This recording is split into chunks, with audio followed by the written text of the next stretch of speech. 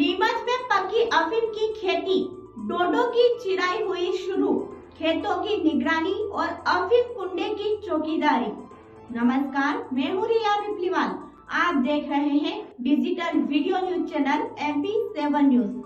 देखिए नीमच जिले की अफीम संबंधित खास खबर। जिले में अफीम की खेती यौवन पर आ गई है। अफीम निकालने डोडो की चिराई का सिलसिला शुरू हो चुका है।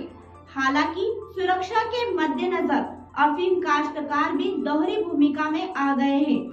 पहले सिर्फ खेतों की निगरानी की जिम्मेदारी थी, लेकिन अब अफीम के कुंडे की चौकीदारी भी बढ़ गई है। इधर अफीम निकालना शुरू होने के बाद तस्कर भी सक्रिय हो गए हैं। वैसे तो फरवरी माह के मध्य या अंतिम सप्ताह में डोडे से अफीम निकालने का काम आरंभ होता है, लेकिन जिन किसानों ने अक्टूबर माह में धनतेरस पर अफीम की बुवाई कर दी थी, उनकी खेती में डोडे अफीम निकालने के लिए तैयार हो चुके हैं।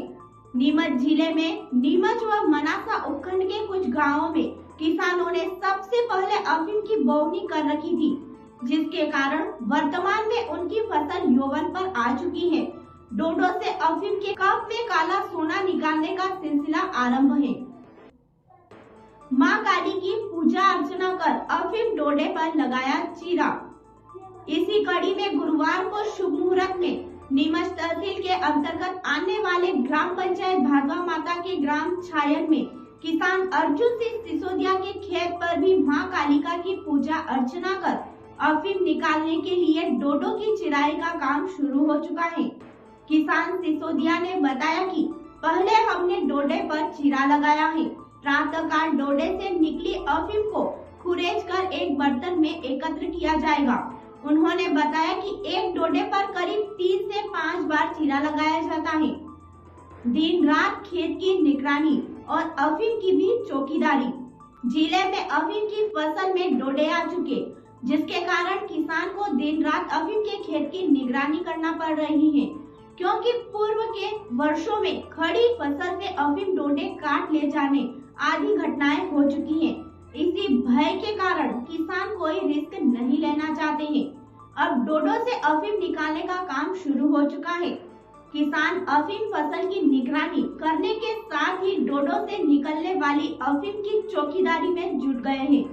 डोडो से अफीम निकालने के बाद जब तक किसान केंद्रीय नारकोटिक्स ब्यूरो को अफीम नहीं सौंप देते, तब किसानों को राहत नहीं मिलेगी।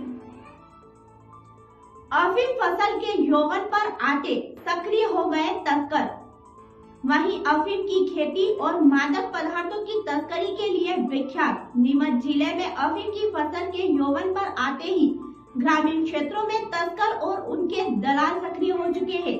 सूत्रों की माने तो तस्कर और उनके दलाल किसी न किसी माध्यम से काश्तकारों से संपर्क साधने में जुटे हुए हैं कि औसत से अधिक अफीम का उत्पादन होने पर नारकोटिक्स ब्यूरो को सौंपने के बाद जो अफीम बचती है उसे हम खरीदेंगे।